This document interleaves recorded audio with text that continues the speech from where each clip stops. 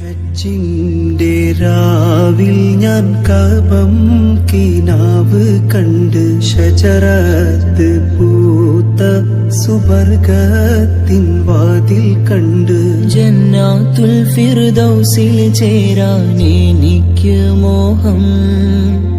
ഹൗലുൽ കൗസർ കുടിക്കുവാൻ എനിക്കു ദാഹം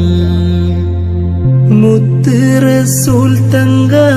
തേരിൽ വരുന്നത് കണ്ട് ഊറുന്നിസാനിങ്ങൾ